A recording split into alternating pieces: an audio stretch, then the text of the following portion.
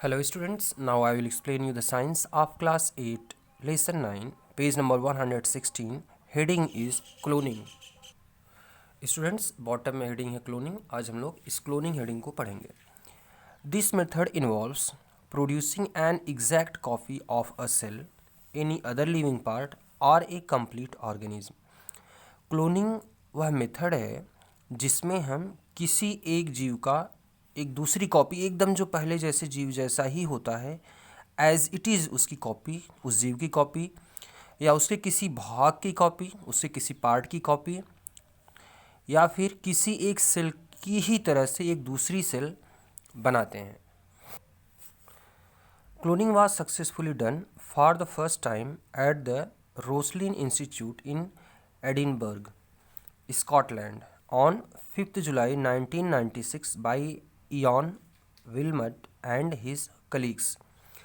सबसे पहले जो सक्सेसफुल क्लोनिंग किया था वो स्कॉटलैंड के रोसलिन इंस्टीट्यूट जो एडिनबर्ग में है उसके साइंटिस्ट इयॉन विलमट और उनके सहयोगियों ने 5 जुलाई 1996 को सफलतापूर्वक क्लोनिंग से एक नया जीव तैयार किया।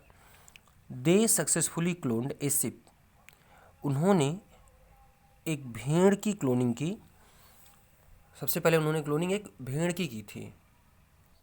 Students, now the page number 117 and named it Dolly. और उन्होंने उस क्लोन्ड शिप का नाम डॉली रखा। Embryo cloning is the production of human embryos for use in research. Students, आजकल के समय में ह्यूमन के एम्ब्रियो की क्लोनिंग हो रही है। जैसे जब जाइगोट डिवाइड करता है स्टूडेंट्स, तो उसे फिर से डिवाइड करा दिया जाता है और उसके दो पार्ट करके, एक पार्ट अलग करके एक से एम्ब्रियो और एक दूसरे से रिसर्च किया जाता है। तो आजकल एम्ब्रियो क्लोनिंग बहुत अच्छे से किया जा रहा है, लेकिन स्टूडेंट्स अभी तक केवल कुछ जीवों में ही ये सक्सेसफुल है। सभी जीवों में क्लोनिंग टेक्निक सक्सेसफुल नहीं है और हम लोग बहुत ज़्यादा टाइम इसमें असफल रहते हैं। The goal of this process is to make stem cells. और ये जो एम्ब्रियो क्लोनिंग है या क्लोनिंग का जो मेथड होता है, इसका हमारा जो मेन पर्पज़ होता है, जो उद्देश्य होता है हमारा, वो ये होता है कि हम स्टेम सेल्स डेवलप करें। और ये स्टेम सेल्स एक ऐसी सेल्स होती हैं जो हमारे बॉडी की किसी भी सेल्स को बना सकती हैं। इनसे किसी भी तरह की सेल को हम मसल सेल, नर्व सेल, किसी भी तरह की सेल को बना सकते हैं। तो अगर किसी को कोई रोग है, कोई डिजीज़ है जो ठीक नहीं हो रहा है मेडिसिन से, तो उस स्थिति में हम लोग उस पार्ट को हटा करके जो क्लोन्ड पार्ट है हमारा, जो कि स्टेम सेल से डेवलप होता है, हम उसको वहाँ पर रिप्लेस कर सकते हैं। The goal of this process is to make stem cells that can be use to treat disease like cancer and Alzheimer's.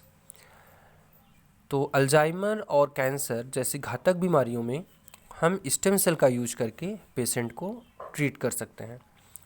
Stem cell can be use to generate virtually and any type of specialised cell in the human body. Stem cells एक ऐसी cell हैं जिसकी सहायता से हम लोग किसी भी तरह की सेल का फॉर्मेशन कर सकते हैं। मनुष्य के शरीर की किसी भी तरह की सेल का फॉर्मेशन हम स्टेम सेल से कर सकते हैं। However, there is a lot of moral concern within the general public regarding the cloning process। लेकिन स्टूडेंट्स, क्लोनिंग प्रोसेस में जो सबसे बड़ी दिक्कत आती है वो है मोरल कंजर्न की। नैतिक मुद्दे उठने लगते हैं। जैसे अगर किसी जीव की क्लोनिंग की जा रही है तो फिर उस जीव का जो नेचुरल एग्जिस्टेंस होता है उसको चुनौती दी जाती है। इस तरह से हम किसी भी जीव का क्लोन बना करके हम उसे सुरक्षित रख सकते हैं। तो ये स्पेशली ह्यूमन के केस में क्लोनिंग जो है एक बड़ा मोरल कंजर्न है, एक बड़ा नैतिक मुद्दा है और इसका विरोध भी होता है। तो सामान्य रूप से जो जनरल पब्लिक है, जो दूसरे इंस्टीट्यूशंस हैं, वो इसका विरोध करते हैं कि क्लोनिंग प्रोसेस ह्यूमन के केस में, मतलब एक ह्यूमन की एज इट इज़ कॉपी बना करके दूसरा ह्यूमन बींग तैयार किया जाए स्टेम सेल से, तो ये एक नैतिक मुद्दा है जिसे समाज सेवी संगठन जो हैं ये नकारते हैं।